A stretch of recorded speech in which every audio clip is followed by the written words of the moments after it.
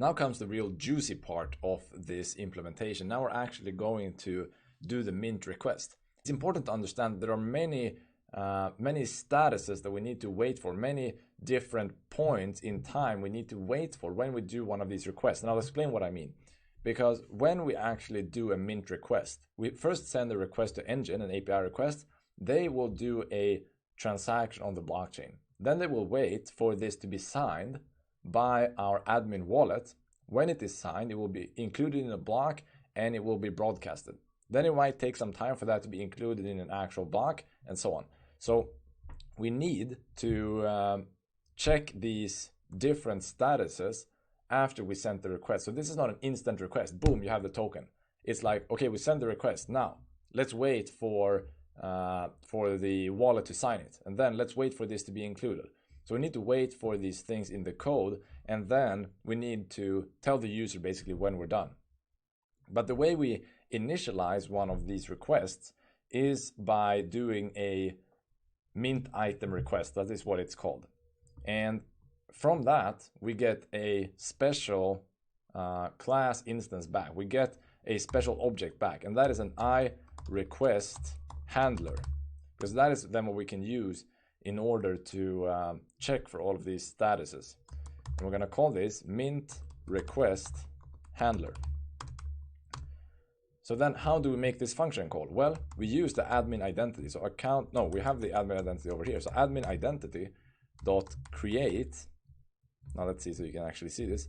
Create mint item request handler. That is a long function name. And then let's actually, can I have this on a new row? I think so. Create mint item request handler. Then this takes some function parameters. First of all, it takes the token ID. Token ID we got when we created our actual token. And you can always get this by once again going to the GraphIQL console. So here we are in the console once again, and we can go into our history and look at view tokens. If you run the view tokens command from our admin account, we can get the ID of our token back here. So we can see our token ID is here. We can copy that and go back to our code, and we can actually make a variable out of this. So let's make an integer here that is int token ID is equal to that. Or no, sorry, it's a string. It's a string. My bad. And then we can have that as our first argument, token ID. Then the second argument here is a string array. And it's a string array with the addresses that are going to get these tokens. So if you imagine that this is a multiplayer game, we can include a lot of addresses and send tokens at once. We can do bulk requests here. But since this is just one single player that is going to receive it, we're going to just have an array with one single address. And I'm going to create it up here as well for clarity.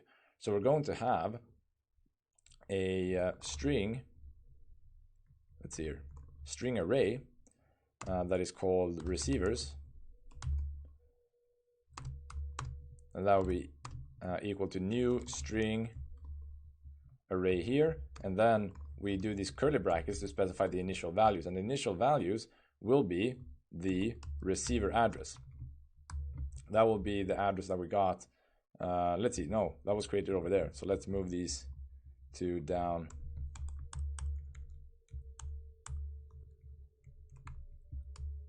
Here. Let's rearrange some code here, because we didn't have access to the receiver address until this statement right here. So we need to have these down here. Then we have our receivers array. So we'll put that there as well. Receivers. Then the next argument here is the amounts that I want to send to every single receiver. And that is also an array, but it's an int array. So we can copy, let's copy this right here. But this time, come on. It's an int array. So int array with amounts, new int array, and we're going to send 1. If we had multiple addresses here, so we had receive address 1, we had address 2, and so on, we could have that same thing here. So we could have 1 coin there, 10 coins there, 30 coins there, and so on. But now it will only be one transaction for one address. There will also be just one amount. Then we'll add amounts here. That is the third argument. And that is our third and last argument. So with that, now we have sent the request away. The request is sent. Now what we got to do is we got to create these callbacks for these different events that happen along the way. So first of all, we want to call back when the transaction is pending for signatures. And then we want a callback from when the transaction is broadcasted. And then we want a third callback when the actual transaction is executed, when it's done. It's all over. All right, so let's do that. And to do that, we need to use the mint request handler that we created up here, and we need to use await. So we're going to await mint request handler dot register callback. We're gonna specify here. So this registers the callback, and then we have to specify what are we waiting for. When do we actually want the callback? We want it when we get the request event type dot mint pending. So this is a type that Engine supplies for us. So there is a specific request event type that's called mint pending, so that we can wait for that specific event and then fire our callback. So what is the callback going to be? Well, that is what we specify as our second argument. And we do this as an arrow function. So the arrow function will be, we need to take one parameter, request event. That's what we get back. Then an arrow function and the function like that.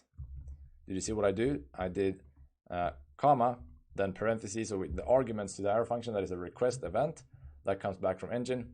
Then an arrow and then these squirrely brackets like that. And here we can just debug. So debug.log, we could log completed mint pending, right? And then we'll copy this entire thing, because now we're going to register more callbacks. We're going to register callbacks for another event type. We're going to register a callback for the event type that is, let's see, what was it called? Mint broadcast. And that means that whenever we get to that point, we have completed mint broadcast. Then we're going to copy it again, put semicolon, and then we're going to change the request event type to now be, let's see, what was the last one? Mint executed, I think it was. Yes. And then when we have registered that final callback, we're ready to take this request handler, so mint request handler, and run the execute function on it. Execute. That means that up here, we created the mint request handler. So we're specifying this is the request we want to create. Then we register 3 callbacks. So we say, all right, these 3 callbacks we want to run. We want to run one callback when the mint has come to the status of pending, one when it has come to the status of broadcast, one when it has come to the status of, what was it? Executed, sorry.